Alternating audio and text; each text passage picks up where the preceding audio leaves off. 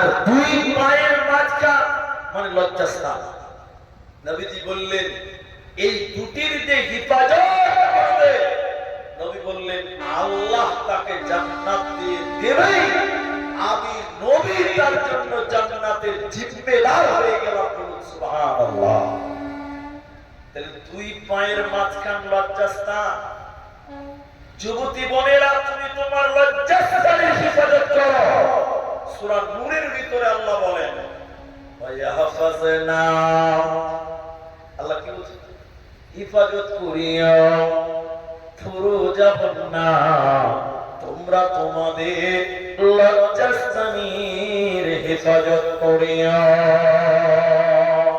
অকুল্লিল মুমিনাত, হে পৃথিবীর মুমিনা নারীরা, তোমরা তোমাদের একজুজনা মিন আবসারিহিন্না, তোমরা তোমাদের নজরকে নিচু করে নাও।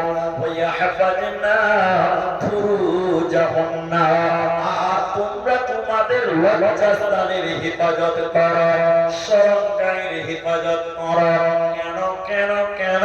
পৃথিবীতে যত আলেম, পৃথিবীতে যত হাফেজ, কারি, মাওলানা, মুফতি, মাস্টার, ডাক্তার, হাজী, গাজী, যত মানুষ পৃথিবীতে এসেছে, মায়ের পেটে থেকে দুনিয়া দেখতে হয়, নারীদের পেশাবের রাস্তাতে দুনিয়াতে আসতে হয়। এই জন্য আল্লাহ নারীদের সতীত্বকে সুন্দর করে সাজিয়ে দিয়ে বলেছেন, রে আমার বান্দি, এই জায়গাতে আলেম আসবে, মাস্টার আসবে, ডাক্তার আসবে, হাফেজ আসবে, মুলবি আসবে, অতএব হিফাজত করিও। ইয়াহফাজনা ফুরুজাহুন্না, আর তোমরা তোমাদের লজ্জাস্থানের হিফাজত করো। কোন মহিলা, কোন যুবতী তার লজ্জাস্থান যদি কোন হুজ্জাকে দিয়ে নষ্ট করে দেয়, তার সতীত্ব যদি কোন বদমাশকে দিয়ে নষ্ট করে দেয়, এই মেয়েটা ভালো সন্তানের মা হতে পারবে না। এজন্য যুবতী বোনেরা, তোমরা তোমাদের লজ্জাস্থানের হিফাজত করে না। এখন আপনাদেরকে যেটা বলতে চাই নারীদেরকে, সেটা একটু বোঝার চেষ্টা করেন। জান্নাতি নারী কারা? এতক্ষণ বললাম জাহান্নামী নারীদের কথা, কিছু পুরুষদের গুণ বললাম, কিছু নারীদের গুণ বললাম। এখন যেটা বলছি যে জান্নাতি নারী কারা, কোন মেয়েটাকে জান্নাত দেওয়া হবে। এরপরে নারীদের দুটি ক্যাটালগ আছে, ওই দুটি বলবো। একটা মেয়ের বিয়ে হয়েছে, ওদের ব্যাপারে বলবো একটু পরে। জান্নাতি মেয়েকে, কোন মেয়েটাকে জান্নাত দেওয়া হবে। আমার মায়েরা, আমার ভাইরা, একটু ধৈর্য ধরে নিয়ে হাদিস দুটি শুনবেন, তাইলে যথেষ্ট হয়ে যাবে। বাবা, আপনাদের ব্যাপারে ছোট বক্তব্য আছে, এটাই যথেষ্ট। আল্লাহ বলে, যে মেয়েটা চারখানা আমল করবে, ওই মেয়েটাকে আল্লাহ জান্নাত দেবে। চারটার ভিতরে প্রথম নাম্বার নবী বলেন, আল মারআতু ইযা সাল্লাত খামসাহা, যে মেয়েটা পাঁচ ওয়াক্তের নামাজ কায়েম করবে, ওই মেয়েটাকে আল্লাহ জান্নাতে দেবে, কোনো চিন্তা হবে না। তাহলে জান্নাত যেতে গেলে নামাজি হতে হবে। এখনকার মেয়েরা নামাজ পড়ে আপনাদের দিকে আধা নামাজ পড়ে, কিন্তু জান্নাতি নারীদের কথা বলতে গিয়ে আল্লাহ নামাজ বললেন কেন? এর কয়েকটি কারণ আছে, আমি কয়েকটা বলছি না, একটা বলি, একটা বলি। অনেক মেয়েরা নামাজ পড়ে, কিন্তু তারা টাইম মতো নামাজ পড়ে।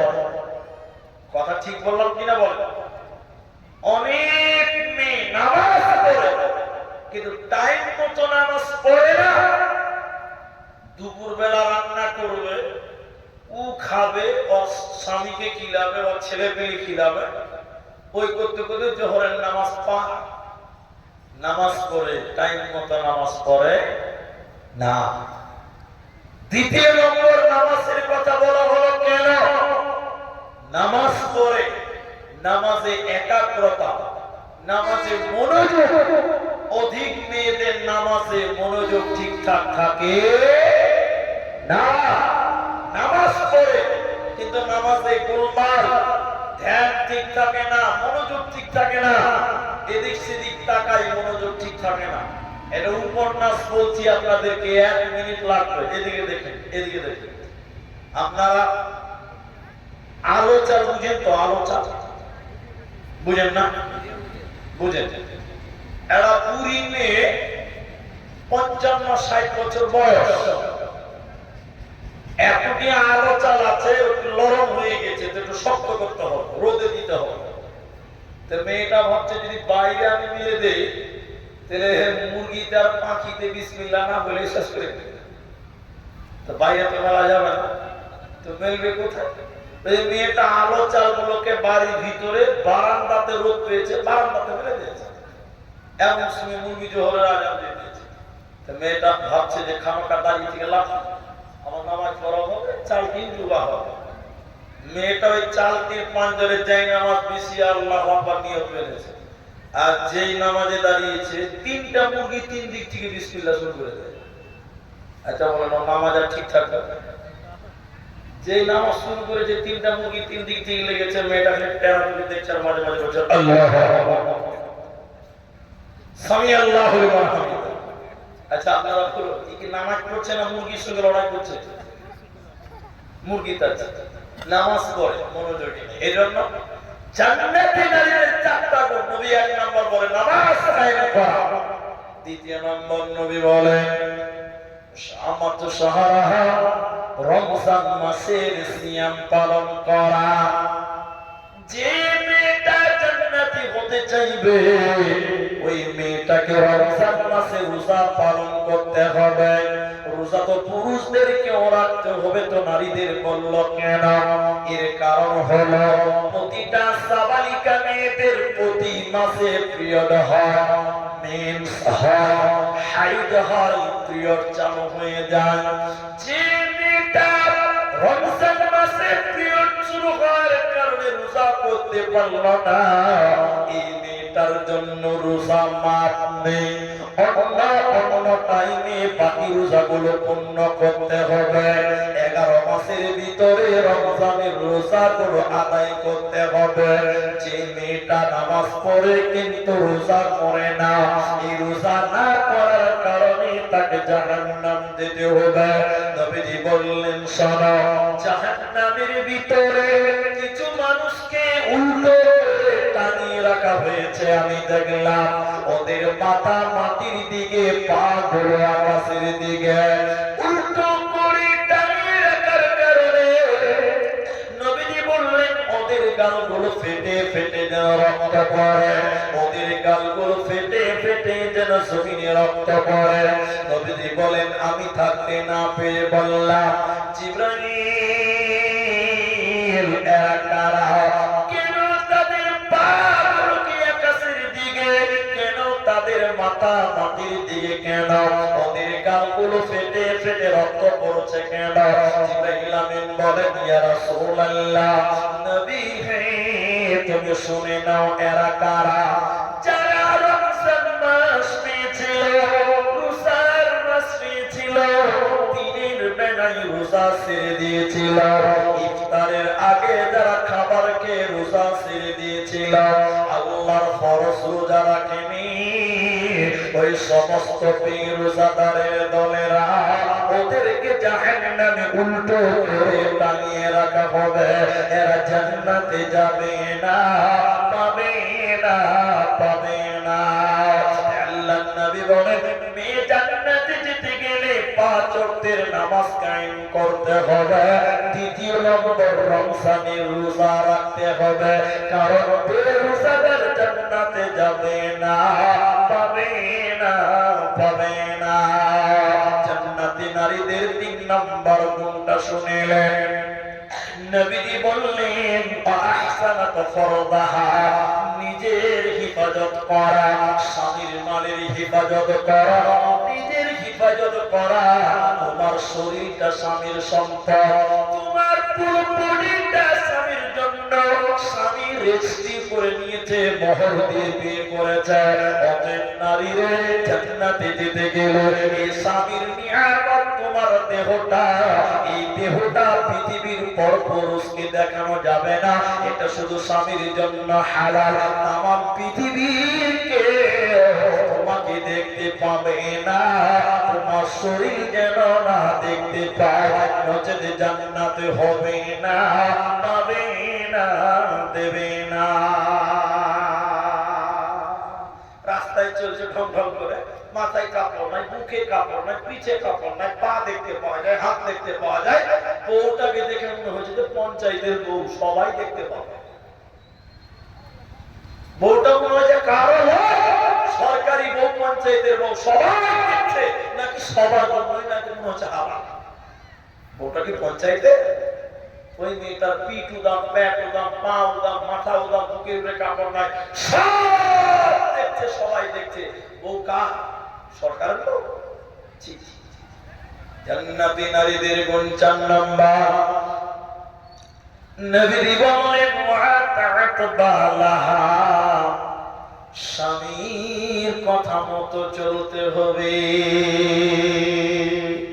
যেই নারী পাঞ্জে গানা নামাজ পড়বে, রমজানের রোজা গোপনানি ছাড়বে, নিজে যতেরে রাখিবে খেয়াল, স্বামী সেবা করে যাবে, বাঁচবে যত কাল, তার জন্য জান্নাতের দ্বার খোলা রবে। যেটা দিয়ে ইচ্ছা ভক্তি জান্নাত চলে যাবে। আরো একটি ভালো কথা শোনো দিয়া, পুরুষের জন্য নারী অমূল্য ধন। দুনিয়াতে যত ধন পুরুষের আছে, সবচেয়ে অমূল্য ধন নারী তার কাছে। কিন্তু তবে সেই নারী নিক হওয়া চাই, এহ বড় কারণ নাইলে হয় ছাড়া খার। খালি পায়ে চলা ভালো, কষা যত যার, বিদেশেতে থাকা ভালো কত নারী যার। শোনো হে পুরুষ জাতি, কোরআনে ফরমান, তোমাদের নারী যদি হয় না ফরমান, প্রথমতে বুঝাতারে নানান প্রকারে, তাদের যদি না বুঝে বিছানাতে দেহ জোড়া করে। এই 2 প্রকারে যদি ঠিকই নাই হয়, আদরের মার তবে কিছু মারা যায়। অযথা মারিলে মারা আল্লাহ নারাজ হবে, নিয়ামতে কোটে আল্লাহ হিসাব কষিবে। ওতে যে মেয়েটা এই 4খানা আমল করবে, নবীজি বললেন শুনে নাও, এই মেয়েটার জন্য আল্লাহ জান্নাতের 8টা দরজা খুলে দিবে। যে দরজা ইচ্ছা ওই দরজা দিয়ে জান্নাতে যাবে, কোনো চিন্তা হবে না।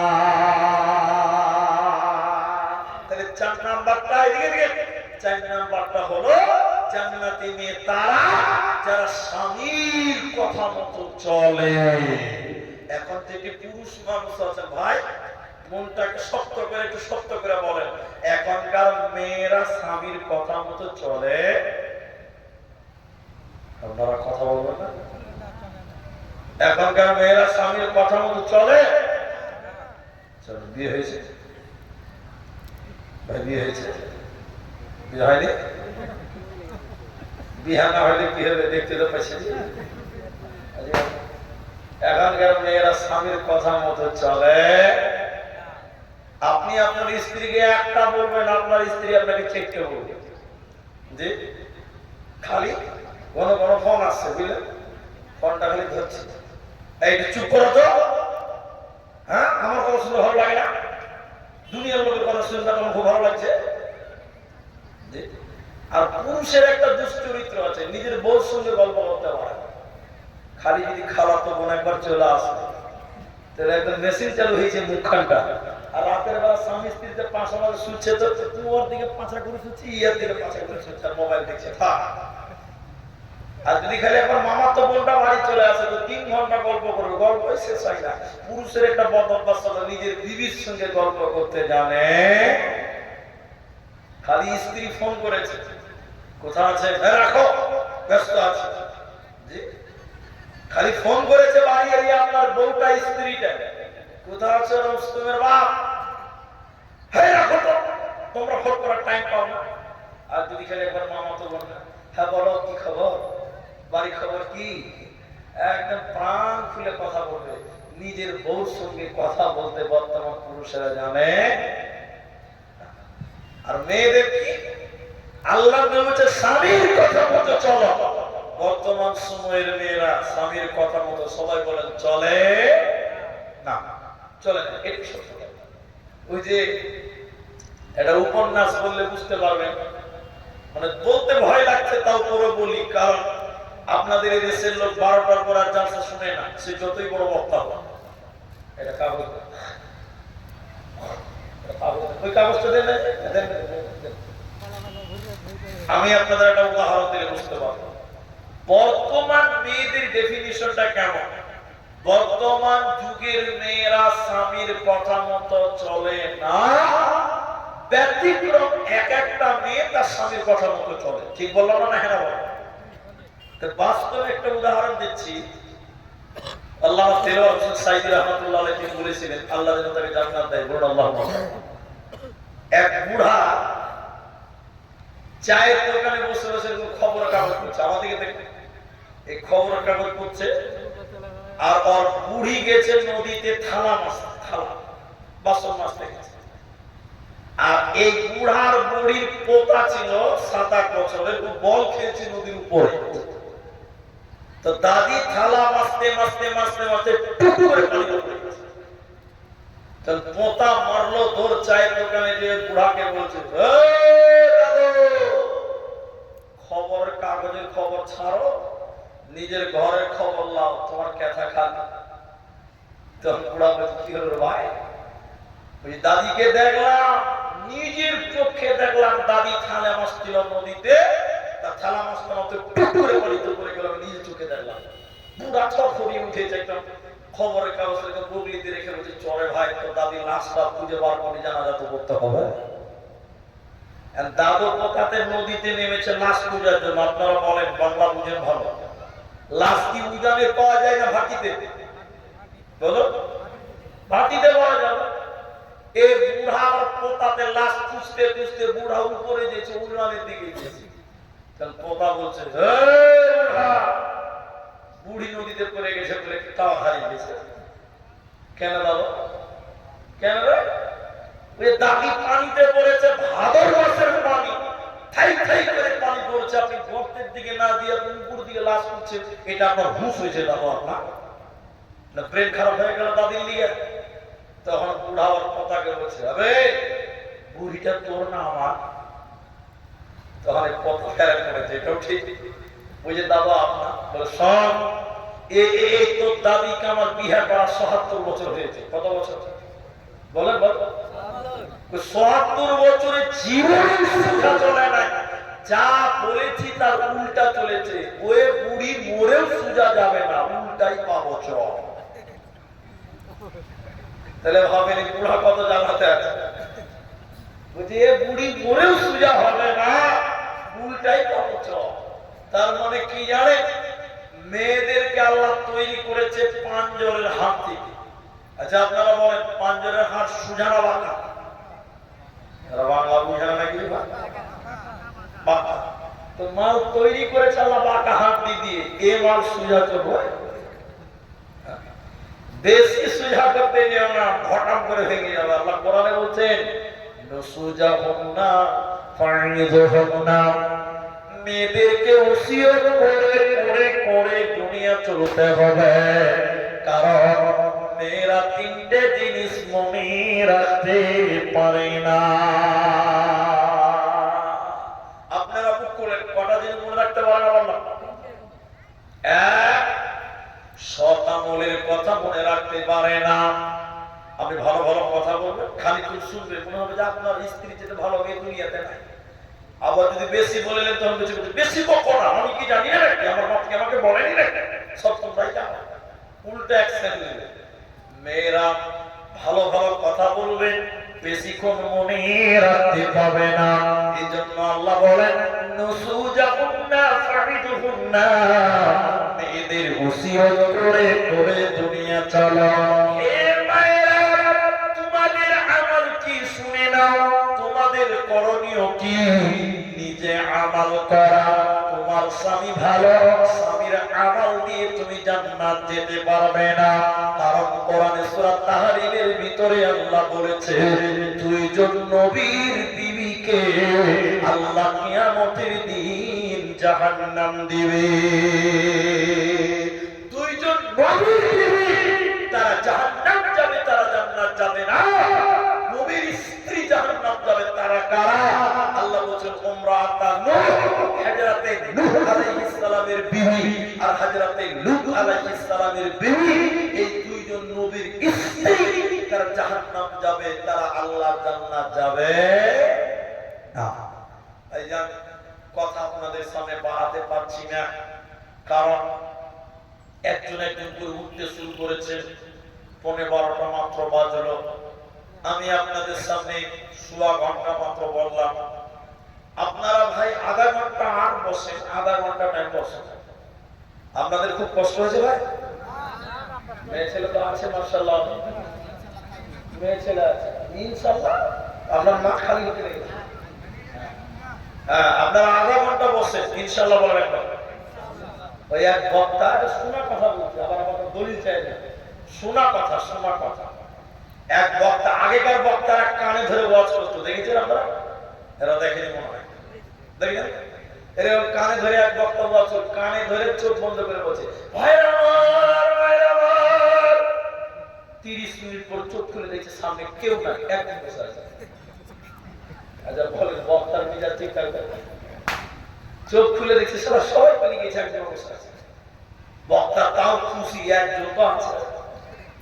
বক্তা এবার দোয়া করছে ওই লোকটা দিয়ে, জাযাকাল্লাহ, হাইয়াকাল্লাহ, বারাকাল্লাহ, আল্লাহ তোকে জান্নাত দিক, তুই কত ভালো মানুষ, সবাই পালিয়ে গেছে, তুই একাই বসে আছিস, আল্লাহ তোকে জান্নাত দিক, তোর মতো ভালো মানুষ দুনিয়া তার কি আছে?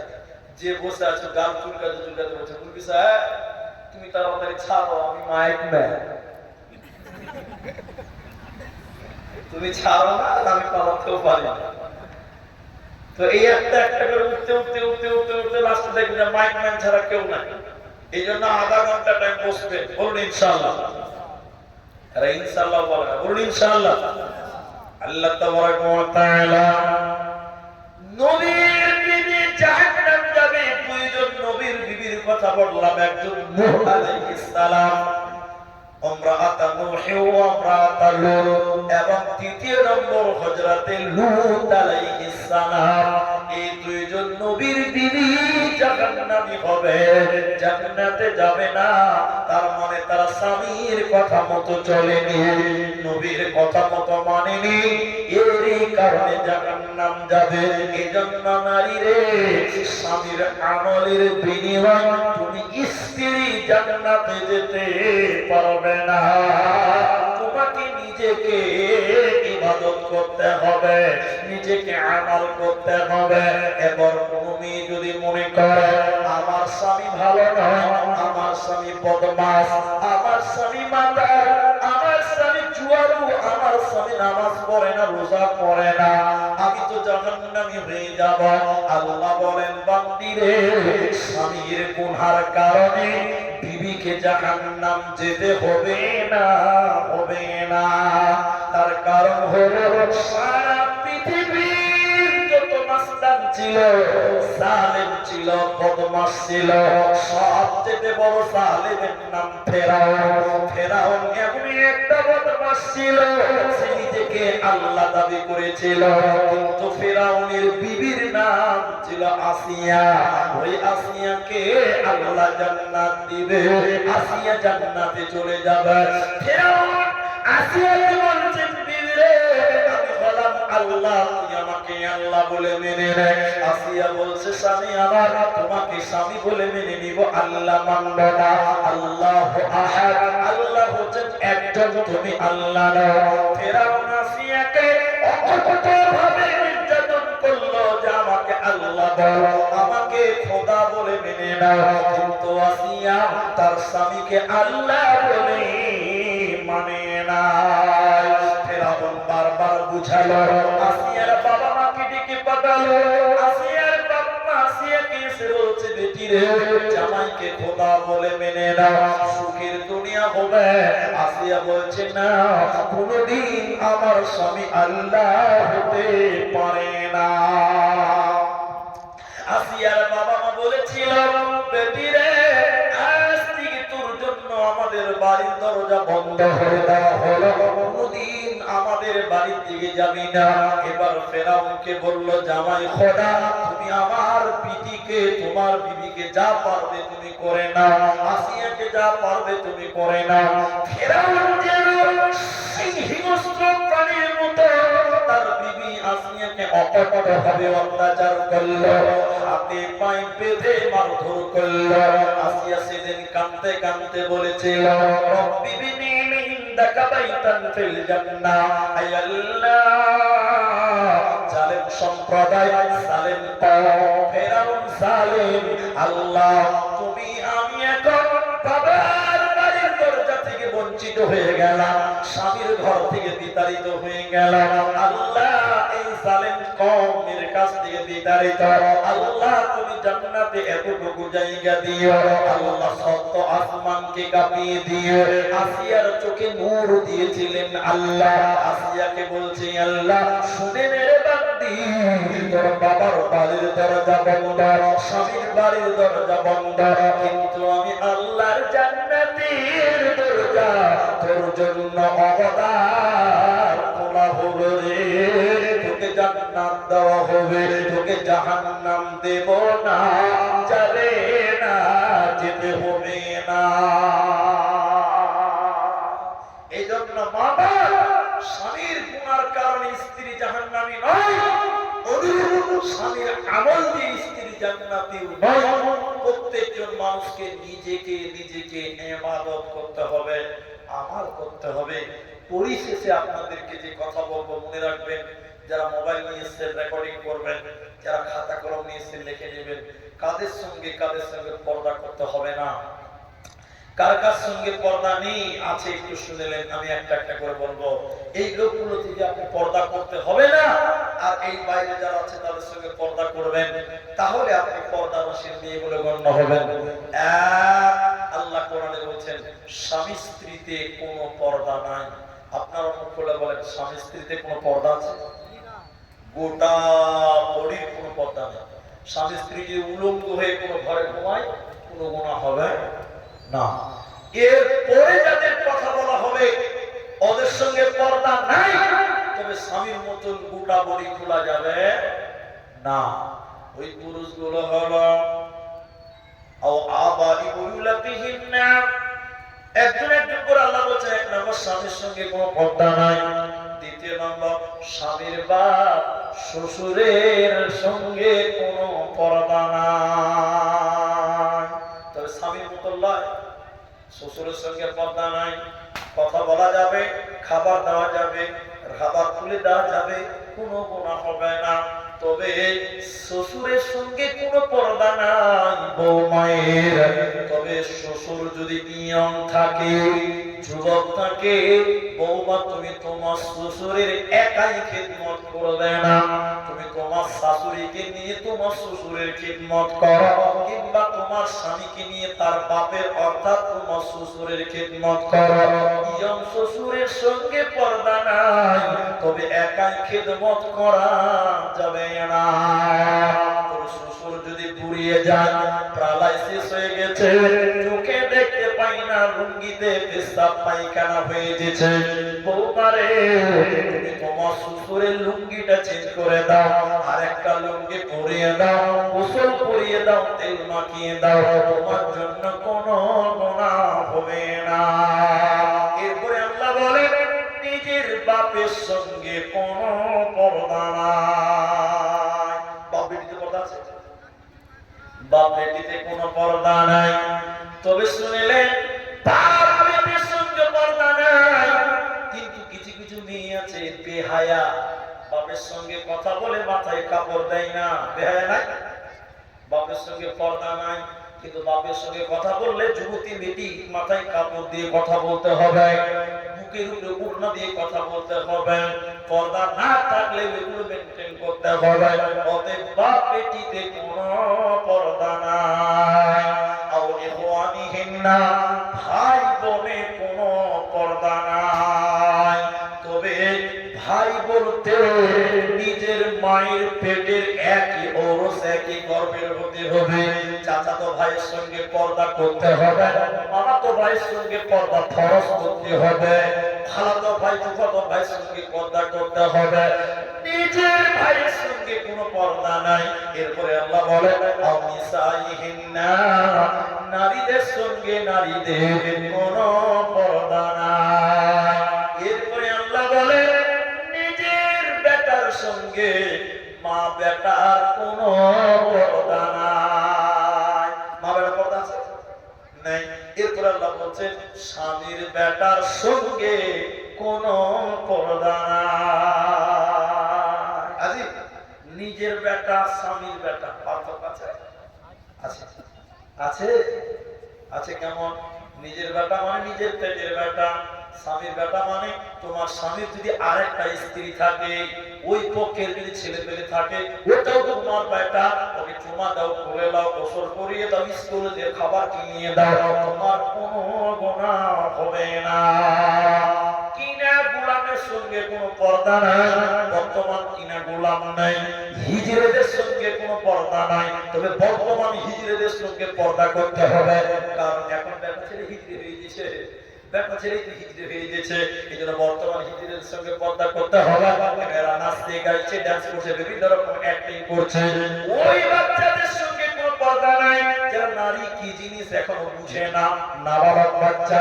এরপর শুনেলেন দাদুর সঙ্গে কোনো পর্দা নাই। দাদু বলতে নিজের বাপের বাপ দাদু, দাদুর সঙ্গে কোনো পর্দা নাই। এরপরে নানার সঙ্গে কোনো পর্দা নাই।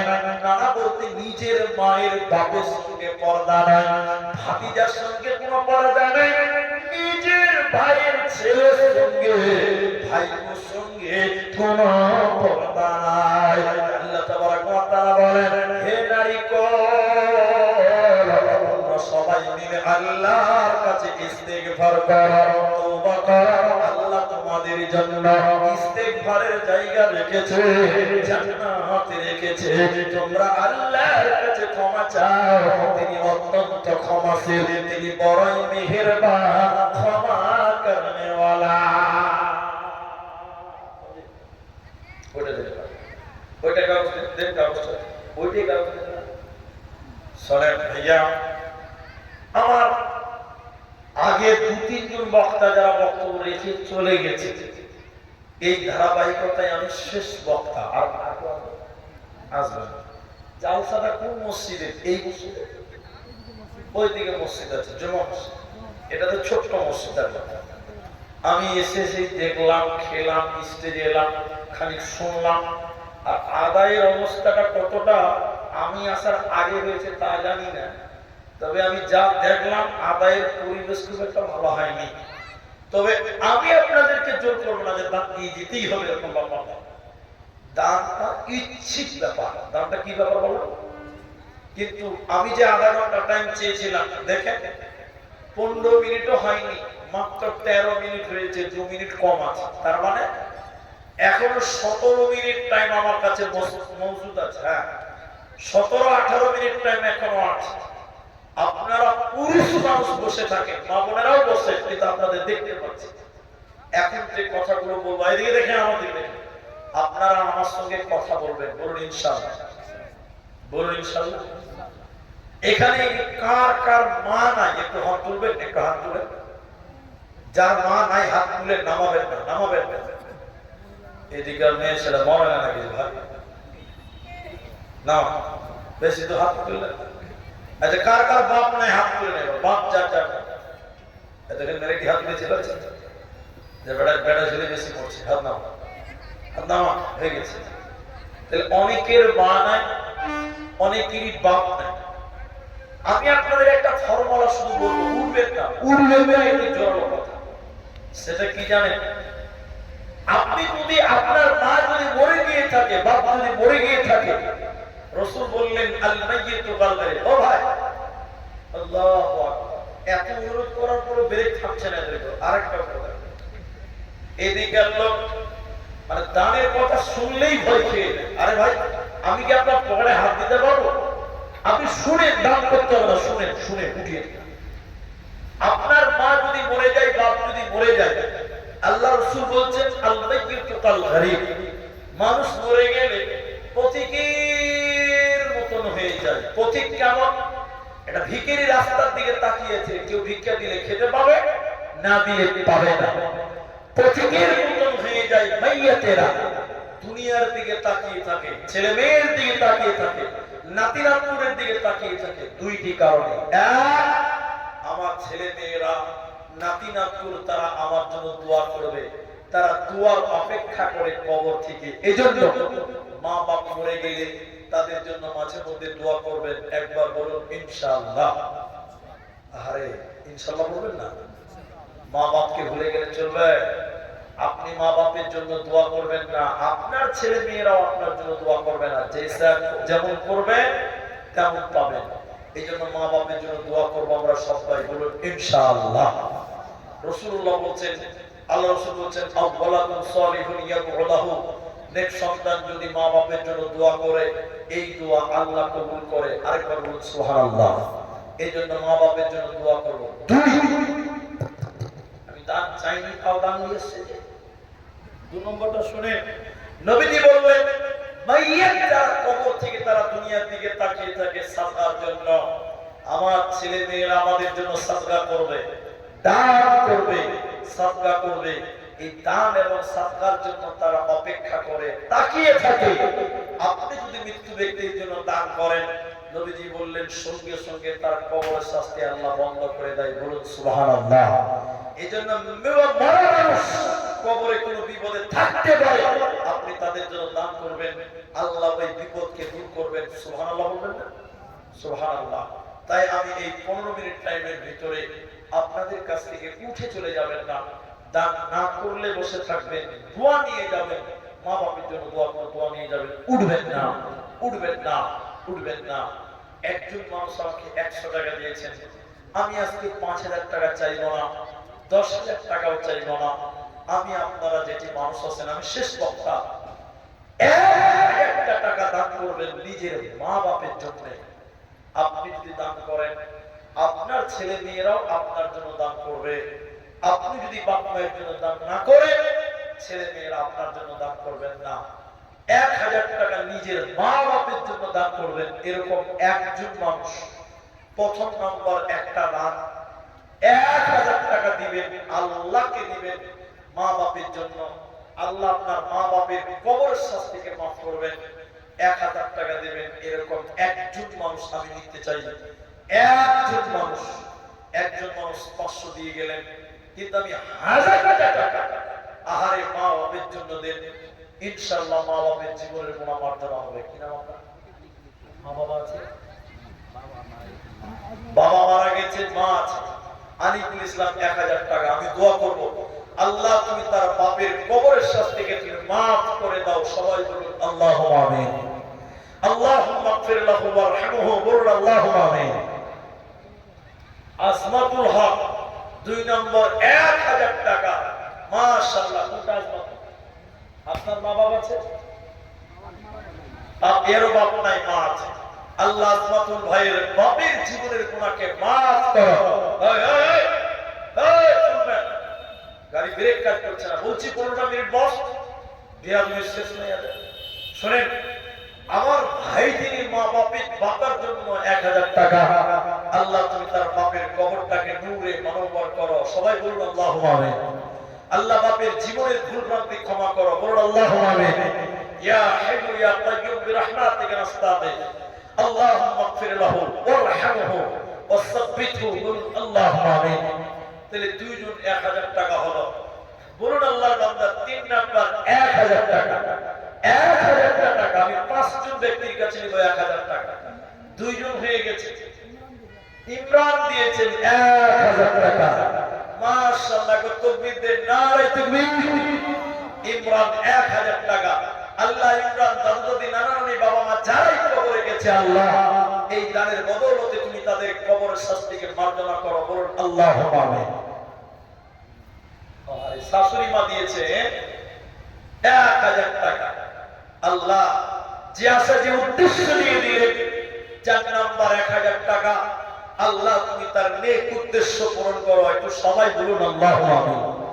ইয়া হাইয়্যু ইয়া কাইয়্যুম বিরহমাতিকা নাস্তাগীথ ইয়া জাল জালালি ওয়াল ইকরাম আল্লাহুম্মা সাল্লি আলাইহা আল্লাহুম্মা বারিক আলাইহা আমিন আমিন আমিন।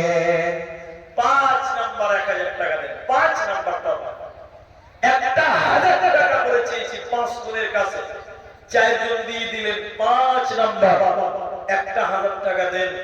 ইনশাআল্লাহ আল্লাহর নাম রাজ্জাক, তিনি কামাই রুজিতে বরকত দান করবেন। 1000 টাকা। 5 নাম্বার আরেকটা লোক কেউ পারবেন না। আপনারা আগে দান দিয়েছেন, চাঁদা দিয়েছেন, সব দিয়েছেন, এরপরও 1000 টাকা করে চেয়েছি, মাত্র 1000 টাকা। 5 জন আমার মায়েরা, মমতা ব্যানার্জি আপনাদের লক্ষ্মীর ভান্ডার দিয়েছে মা বোনেরা, ওই লক্ষ্মীর ভান্ডারে 1000 টাকা কোন মা কোন বউ 1000 টাকা দিতে পারবেন না। এখানে 4 জন হয়েছে আমার মায়েরা, মমতা সরকার 1000 লক্ষ্মীর ভান্ডার আপনাদেরকে দিয়েছে, তাই 1000 টাকা কোন মা কোন বউ যদি পারেন একটু দেন। 1000 টাকার একজন মানুষের কাছে আবেদন করলাম, এতগুলো মানুষ আছেন ভাই, 1000 টাকা আর কেউ পারবেন না গো। আল্লাহ আল্লাহ ব্যবসাতে বরকত দেবেন, আল্লাহ রুজিতে বরকত দেবেন। এই যে লেখা আছে ওয়াহিদপুর জামা মসজিদের উন্নতি করবে মসজিদ আল্লাহর ঘর। আপনার সঙ্গে আমার রাগারাগি আছে, থাকতে পারে, কিন্তু আল্লাহর ঘরের সঙ্গে কোনো রাগ নেই। আল্লাহ কি দিবেন, আল্লাহ আপনাকে ঠকাবে, এটা হতে পারে না। তাই 1000 টাকা চেয়েছি, 5 জনের ভিতরে 4 জন পেলাম, আর মাত্র একটা লোক।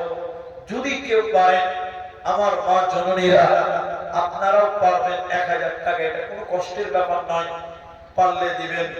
বর্তমান মুসলিমদেরকে জানতে হবে, তোমার দুনিয়ায় দুশ্মনী লীলা,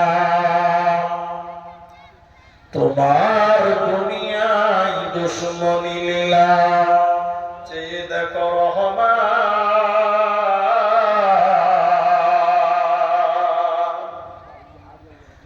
কাফেরের হাতে নিধন হতেছে কি করে মুসলমান।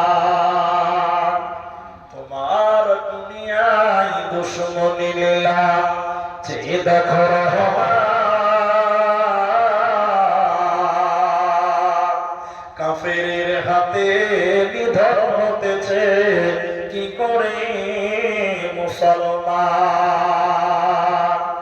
ইজ্জত সব মাটি হয়ে গেল, নত হলো উঁচু শির, যারা ছিল মনের চির গোলাম, তারাই হয়েছে আজ মহান বীর, তারাই হয়েছে আজ মহান বীর। তোমায় ভুলেছি, কোরআন ছেড়েছি, তাই বুঝি অপমান, কাফেরের হাতে নিধন হতেছে কি করে মুসলমান। বাবরীকে যারা শহীদ করেছে, বাবরীকে যারা শহীদ করেছে, তুমি তো তাদের চেনো, দোয়া করি প্রভু তাদের বাড়িতে বজরের আঘাত আনা, বজরের আঘাত আনা। কিছু শুধু হলে হয়ে যাবে, বুঝে যাবে মদের অপমান, কাফেরের হাতে নিধন হতেছে কি করে মুসলমান।